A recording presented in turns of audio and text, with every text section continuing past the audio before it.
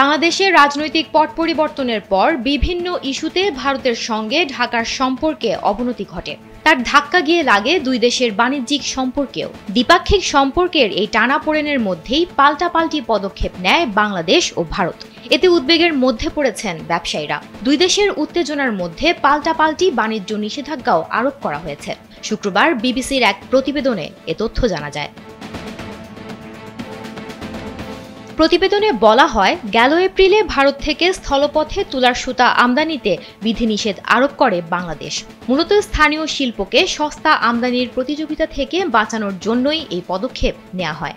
এর প্রতিক্রিয়ায় আবার ভারত হঠাৎ করেই বাংলাদেশকে দেয়া ট্রান্সশিপমেন্ট সুবিধা বাতিল করে দেয়। এতে ঝামেলায় পড়ে যান ব্যবসায়ীরা।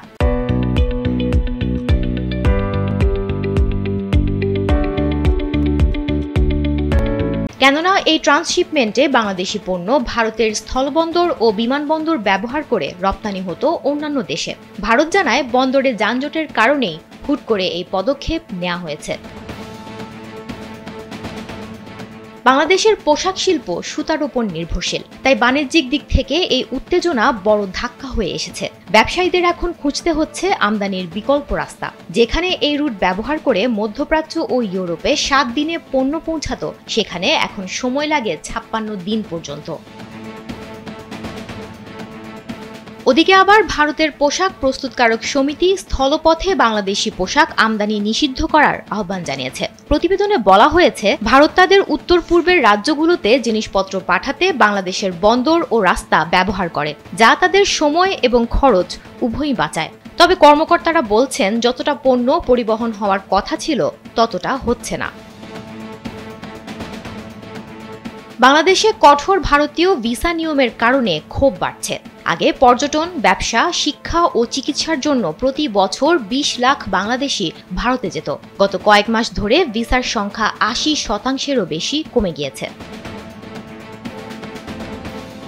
একটু পেছনে ফিরলেই দেখা যাবে, দুই দেশের উত্তেজনার পেছনে রয়েছে রাজনৈতিক প্রেক্ষাপট। বাংলাদেশের সাবেক প্রধানমন্ত্রী শেখ হাসিনা গেল বছরের আগস্টে গণ অভ্যুত্থানের মুখে ক্ষমতাচ্যুত হয়ে ভারতে পালিয়ে যান। এরপর থেকেই ডক্টর মোহাম্মদ ইউনূসের নেতৃত্বাধীন বর্তমান অন্তর্বর্তী সরকার মানবতা বিরোধী অপরাধ, অর্থ পাচার ও দুর্নীতির অভিযোগে শেখ হাসিনাকে ফেরত চাইছে, যদিও আনুষ্ঠানিকভাবে এর কোনো প্রতিক্রিয়া জানায়নি দিল্লি।